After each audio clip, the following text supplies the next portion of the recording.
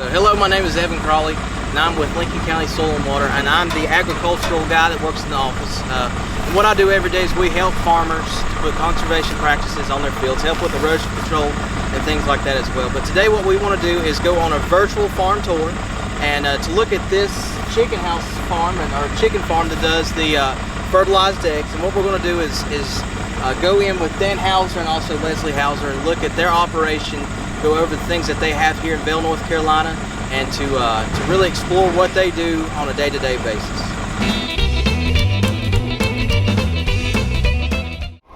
Alright, so what we're going to do is really quick show you what's inside the chicken houses and be able to look at the chickens. So if you can see inside, we have a bunch of hens and also a few roosters in there. So each chicken house has 8,000 hens and 1,000 roosters inside. With the addition of the fourth chicken house, there will be about 40,000 birds in total on the farm. So the flock of chickens arrive whenever they're 22 weeks old, and it takes roughly 3 weeks for them to start laying eggs. Each flock of chickens stay at the Hauser farm for 10 months, which is roughly 42 weeks. In those 42 weeks, the hens lay an egg every 36 hours or an egg every day and a half.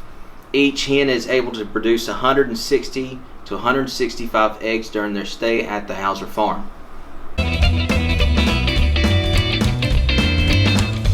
This is their feed station specifically for roosters. This one is a little bit bigger so that the roosters' comb on top of their heads can be able to fit in. The hopper has a very large corkscrew auger on the inside which pushes feed into the building from the large metal vat. Another auger then takes the feed into the building, pipes it down into each feed station for the roosters to eat. So this is the feed station specifically for the hens. What makes it different is that it is shaped differently for their heads to be able to stick in.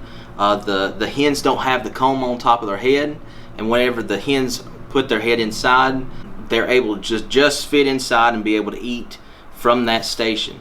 Whereas the roosters have a comb on top and they cannot fit their heads inside, which is why they would need a separate place to eat from. So what we have here, and we just talked about this a little bit, is the hopper. This is what all the food or the feed goes in for the chickens. What they do is they have a large truck that comes in and pumps in the food to the top. Then as it goes through, it usually is gravity fed down into this right here where your auger starts. This auger actually turns, and as it's turning, it pushes all this food up into here and into the hopper on the inside of the vat. The truck delivers 4,000 pounds of feed each week to the hopper for the roosters. So this is our bin for the hens that we have in the house. What it actually holds is 25,000 pounds of feed, and this actually goes from this 25,000 pound hopper into that one that holds another 4,000 pounds. So you're looking at 29,000 pounds of feed. The truck driver delivers 25,000 pounds of feed into the hopper for the chickens each week. Each chicken house has a hopper of both sizes. So in a week, the Hauser farm has about 116,000 pounds of feed delivered to their farm for nearly 40,000 birds. The hens lay their eggs in a bed. From the bed, the eggs are rolled over into a conveyor belt that then delivers the eggs to the end of the chicken house all the way up to the front, and from there they are sorted and stored. Alright, so just want to show you, since we're back inside and we're looking at how the eggs are produced and made, and what happens next is as they come through the conveyor belt, as you can see, there's a rolling bed that the hens lay on, and what they do is the eggs roll down onto this conveyor belt, and there's two sides that these are able to catch on, and as they do, they roll out to the very end, and then they give us the eggs. And as we're getting the eggs, what you can see is that Dan and Leslie both, they're cleaning off the eggs and they're putting them on these trays. And so how many eggs are you looking at a day that you're actually collecting? In each house every day we usually get around 7,200 eggs from each house. 7,200 eggs. And you've got 3 houses. That's a lot of eggs. So that's 21 to 22,000 eggs A day. Every day. Every day. Because what's going to happen next is these are going to go onto the box and onto the flats in here, into a cooling cell, and that cooling cell is going to keep them cool for a couple days until they go back to Case Farms.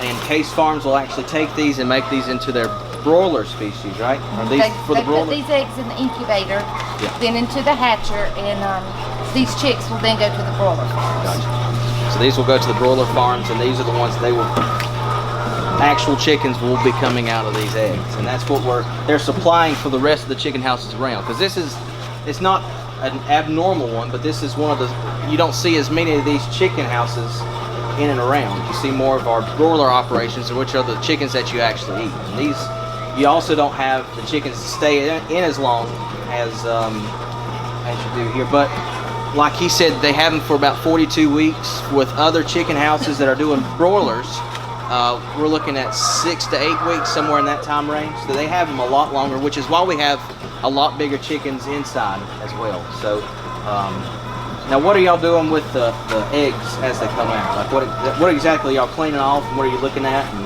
Well, we're looking for eggs that are the right size. That's about a right size egg. This one is a little larger, but we can still use this one. What we don't want are eggs that don't have a shell. This is just an egg that didn't finish developing before it was laid. We have really small eggs. Yeah, eggs with small cracks and pinholes in them, things like that as well. Then we have really big eggs. So this is the ideal size for hatching. We keep these, and all of these get discarded. So these are your double yolked eggs, and what it means is that, as you can see, crack it? Do what? You want me to crack it? If you want to crack it, that's fine. But usually in one egg you find one yolk, but in this one you usually find 2 yolks, and it's a little bit different. They're just a little bit bigger. A lot of people actually like those double yolked eggs as opposed to the singles, but because these are going off, you can't have 2 chicks inside of this one egg and be able to harvest it for our broiler chicken. So another thing as well, which we hadn't mentioned, is that they're flipping the eggs upside down. And as you can see, so there's usually these are an oval shaped, but they're placing these upside down. Can y'all explain why they place them upside down? We can. One end of the egg is obviously bigger than the other.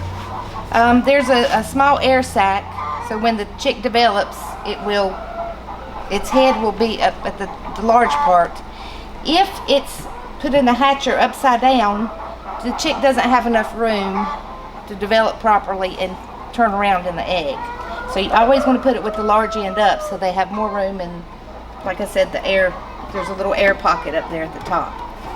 And another thing too is that whenever we get these eggs, is that a lot of people think, well, you need to clean these off and you need to do this, and that with them before they can be used. But the thing is that whenever they come out of the chicken, they have the protective coating, right? It has a protective coating on it, and it actually seals in the egg because the egg is actually porous. And whenever you take that protective coating off, it reduces the amount of time that you can leave this egg outside of the chicken and be able to use it in the future. So if you wash these eggs off and you get all the poop off from the chicken and other things that they have on it, you're actually going to wash off all the good things that are on it, protecting the chick inside to be able to develop in the future. That's called the cuticle layer. Yep. You take the flat of eggs into the cool room or cooling cell here. They will stay on carts until they are picked up. They're picked up twice a week. The cooler stays about 62 degrees in order for the eggs to stay the perfect temperature to keep them viable for hatching later. The room can hold between 12 to 16 buggies full of eggs, but they typically only have 6 to 7 buggies filled before the eggs are picked up. So what we have is the eggs are already done. They've been able to put these on the racks, and as you can see, they're actually going to ship these back to Case Farms for them to go on to the next farm. So what he's going to do is he takes the eggs, he's going to put them onto his truck.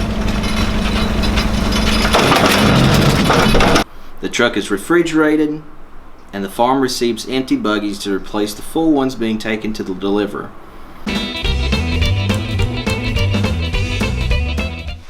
Alright, so This is actually a new chicken house that they have. They just built it, and it's kind of a unique situation because we can see the chickens inside and also be able to see pretty much an empty room with the chicken house. And in a few months, probably in November, we're going to see this thing full. Probably about 8,000 chickens or so, and this is what we're a typical amount, or actually 9,000 chickens, right? Because you have 8,000 hens that you usually have for production, and 1,000 roosters for the fertilizing side. But as you can see on the inside, and we'll do a walkthrough here real quick. This is what we saw in the last house. These are the beds that the hens will sit in to lay their eggs. This is where the eggs roll down onto the conveyor belt, stop, and then go into the conveyor belt system to be picked up and crated. Also, if we look through the ceiling, these actually drop down. They're on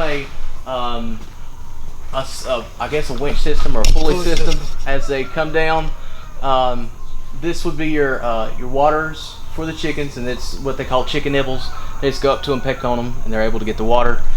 Then this right here is called their, this is actually their feed station. And you can see that they're hanging all the way up through because there's different sections of this that they're able to live in and also feed in and do everything that they're doing. But this one, there's a large hopper on the outside. The hopper has a conveyor belt or an auger. It looks like a corkscrew on the inside.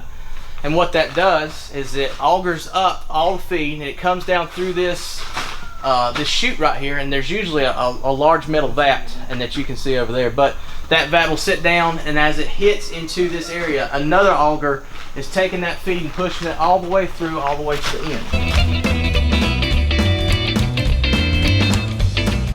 So this is another conservation practice that we do with Lincoln County Soil and Water. This is a waste storage facility or a waste building that we have.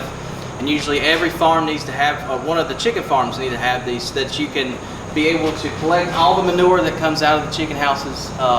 What they'll do is they'll do a clean out. The clean out will come into here. And of course, it's all the waste. And then it usually stays in here for just a little while so it can kind of cook off and do a little bit of this, just, I guess, natural biological stuff that the waste goes through. And then as it does, it kind of cleans it up.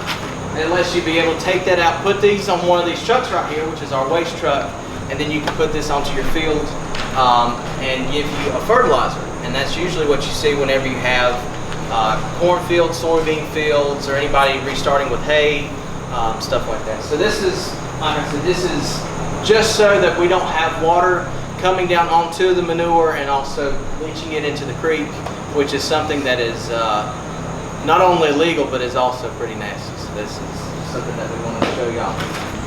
All right, thank y'all again for coming out and watching with us and looking at this virtual farm tour their chicken farm, being able to walk through and explore, and also seeing their entire operation. So thank you again for watching, and if you have any questions, feel free to call us over at the Lincoln Soil and Water Conservation District. Thank you. Thank you. Hope you enjoy.